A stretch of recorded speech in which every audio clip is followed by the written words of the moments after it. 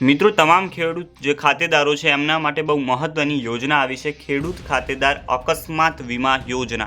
તો દરેક ખેડૂત જે પણ ખેડૂતો હોય એમને ખ્યાલ હોવો જરૂરી છે અને આ યોજના વિશેની સંપૂર્ણ માહિતી એમને હોવી જરૂરી છે, કારણ કે ખૂબ જ ઇમ્પોર્ટન્ટ અને ખૂબ જ મહત્વપૂર્ણ એવી આ યોજના છે જે તમામ ખેડૂતો અપનાવી શકે છે અને એનો લાભ લઈ શકે છે। ચેનલ ઉપર નવા હોય તો ચેનલ સબસ્ક્રાઈબ કરી દેજો, કારણ કે આવી તમામ માહિતી તમને આ ચેનલ ઉપર જોવા મળશે। તો ચાલો મિત્રો જોઈ લઈએ ખેડૂત ખાતેદાર અકસ્માત વીમા યોજના શું છે।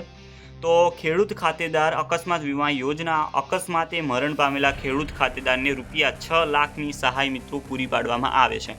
જો તમારે આ વીમા યોજના લીધેલી હોય અને અકસ્માત રૂપે જો ખેડૂતનું નિધન થાય તો એક ખાતેદારને ખેડૂતને 6 લાખ રૂપિયાની સહાય આપવામાં આવતી હોય છે। રાજ્ય સરકાર શ્રી દ્વારા અમલી ખેડૂત ખાતેદાર અકસ્માત વીમા યોજના અંતર્ગત તારીખ 1/4/2025 કે ત્યારબાદ અકસ્માતથી મરણ પામનાર ખેડૂત ખાતેદારશ્રીને રૂપિયા 4 લાખ સહાય આપવાનું નક્કી મિત્રો કરવામાં આવેલું છે।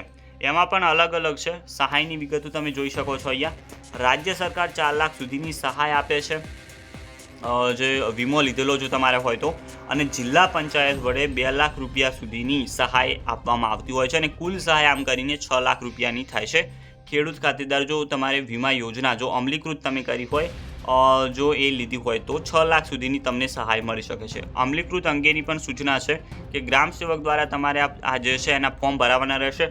તમારે ગ્રામ સેવક પાસે જઈને જરૂરી જે ડોક્યુમેન્ટ હોય છે એ તમામ એકત્રિત કરી અને આપવાના છે અને એ જ તમારું આ ફોર્મ ભરશે। પેટા વિભાગ મારફતે એ ફોર્મ ભરશે અને જિલ્લા કક્ષાએ જે આ છે ફોર્મ તમારું એ મોકલવાનું રહેશે, જે ગ્રામ સેવક તમને કરી આપશે। તો તમારે તમારા ગ્રામ સેવકનો સંપર્ક કરવાનો રહેશે। જે ખેડૂત ખાતેદાર અકસ્માત વીમા યોજના જો તમારે જોઈતી હોય, જો તમારે એને ચાલુ કરવી હોય તો 6 લાખ સુધીની તમને સહાય મળે છે જો અકસ્માતે ખેડૂતનું નિધન થાય છે।